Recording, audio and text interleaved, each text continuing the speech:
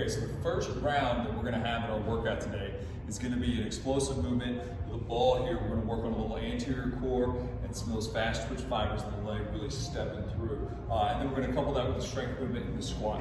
Okay, so we're gonna do our power movement first. All right, we're gonna be up against the wall. We're gonna have our front foot on the ground. We're gonna have our weight forward in the toes. So it's not way up like that. It's just in the knuckle of the toes. My heel is a little bit off. Let you see it. The heel is a little bit off the ground, okay? My weight is forward. I've got about 80–90% of my weight in this front leg, and I'm kind of loaded right here. The ball is going to start on the same side as the front leg. We're going to drive off explosively here, bring the other leg through, reach high, catch, and then we're going to push the ball into the wall and activate the anterior core. So the movement will look like this. 3 reps. 1. Reset and load. 2. Load. 3. Good. So you reset between each one. So sequentially, they don't need to be fast, but you do need to do each move explosively. We're going to do 5 on the left side, then 5 on the right side, completing them all the way through before switching sides. Then we're going to go to a squat. Squat, kind of variations up to you. If you're ready to do barbell back squat and that's what you want to do, great. Right now we're in kind of a power explosive block, so we want to have a controlled lowering and explode up rather quickly, all right? Whether you leave the ground or not is totally up to you, all right? If you're not comfortable with barbell back squat, that's totally fine. We can use a goblet squat, holding here, or we can hold a kettlebell here. I want to hold down low because we are working a little more power and we can get a little more weight. We want to squat down, dropping that butt, keeping that core tight, okay? That's keeping our pelvis still. And we really want to think pulling our hips down and then strong on the way up. Now, I am on the ground right now. If you're able to get lower and still keep that integrity of that pelvis and keep that core and tension in the hips, then you can elevate yourself by standing on, I've got benches that people have been standing on, you can stand on blocks, you can stand on chairs, just make sure it's stable and make sure you don't get too wide. We don't want to get way outside of our hips. A little bit of width is not bad, but just make sure that we're pulling ourselves straight down, that the hip flexors are kind of pulling the knees up, which drops the hips. We want to keep that chest nice and tall. A little bit of lean is okay, but that spine stays straight, that chest stays tall, abs stay engaged. And that is the first block. We're going to do 4 sets, okay? 5 on each side. Here with the ball up to the wall, and then we're going to do sets of 8 to 10, so try to get kind of heavy on those squats. A hollow body press. Okay, so our hollow body, know that we're going to have our legs up, our low back stays on the ground, and we're tucking, so a little bit of spinal flexion. Okay, pulling with those abs, I'm just in this position. All right, I'm going to have 1 dumbbell, just 1. My forearm is going to stay vertical this entire time. I'm going to get in my hollow body position, resisting the weight's attempt to pull me over. Doing that with my core, so some free core work, driving straight up, pulling straight back down. Straight up, straight back down. Notice how my forearm stays vertical the whole time. My weight stays over top of my shoulder and chest and not over top of my head, okay? I'm bringing the weight down straight. I'm not bringing it to my shoulder. My elbow is not bending. I'm pulling straight down and straight up. Then I'm gonna come over to my landmine row. If you don't have a landmine, if you don't have the actual attachment, you can just stick a barbell in the corner. Make sure you put a towel or something there to kind of buffer it a little bit.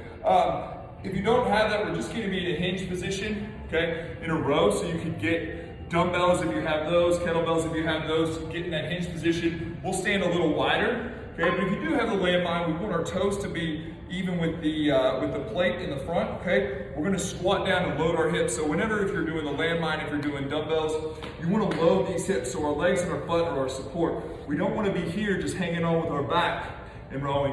We wanna sit down, we have a good foundation. So if you're in this and you're like, damn, man, my legs are killing me. Good, they're supposed to, okay? So we're here. The handle is all the way up against the collar. So bring it all the way up against the plates. We sit down in our seat and we row. Squeeze those shoulder blades together, let them out. Together, let them out.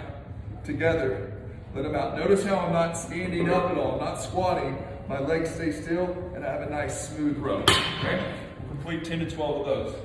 Then our last set, we come in here.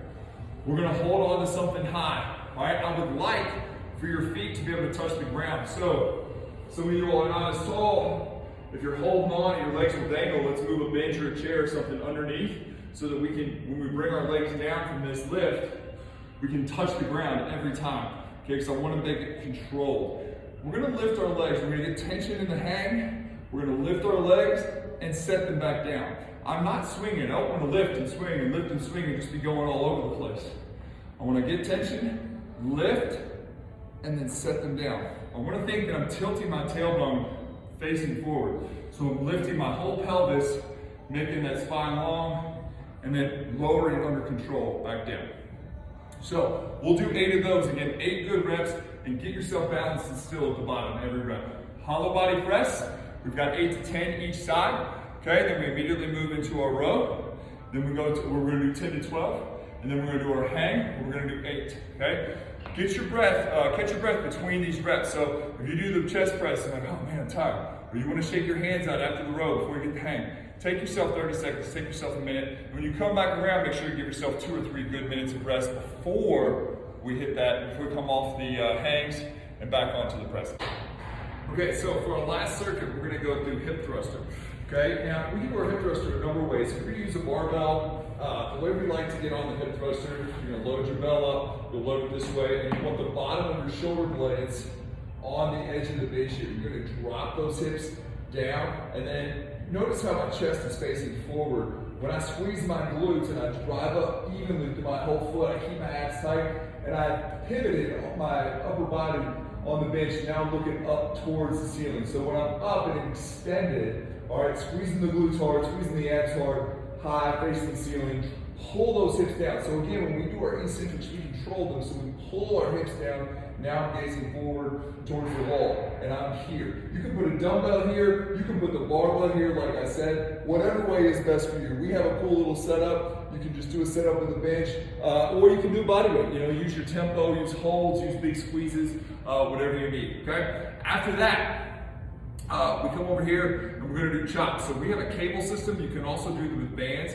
by just attaching the bands to whatever, an anchor, a wall, a beam. We're going to use cables today, okay? So I'm going to get tension on that cable. So I want to make sure that I'm not dropping the cable back down every time I come through. So I'm going to get long. I'm going to get in my golf stance, okay, or my athletic stance.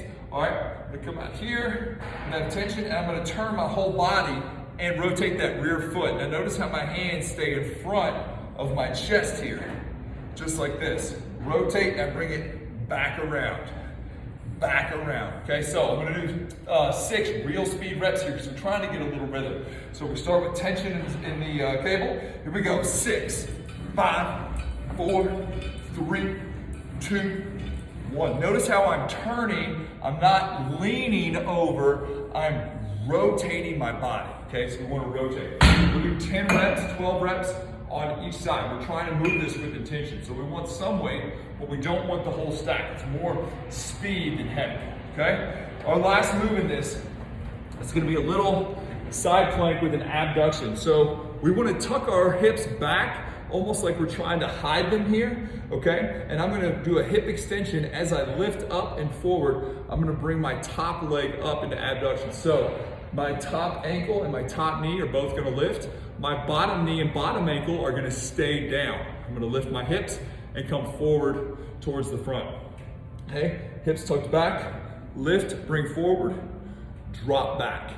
Lift, bring forward, drop back. Notice that this top foot is coming up and it's staying up. You should feel this in the side of the hip, kind of a little bit in the rear, and then hide that hip back. It's important to get up and lift forward, and then when you come down, bring those hips back, almost like you're trying to hide these hips, okay? And it'll get you a bigger range of motion. We'll do 15 on each side there. So we're gonna start with the hip thruster. If you have weight, let's go ahead and make it heavy. Get a barbell in there, get a dumbbell on there, all right? And get 8 to 10 reps. If weight is something you don't have, let's try to use some tempo and some isometric squeezes at the beginning, maybe also at the end, all right? And maybe get a few more reps in there. With the chops, we can use a band or we can use the cable, whatever works best for your situation. All right, let's get 12 to 15 chops on each side. Remember, it's more important to get speed than it is to get weight, okay? Then on the side abduction hip thruster, okay, we're gonna make sure our form is perfect.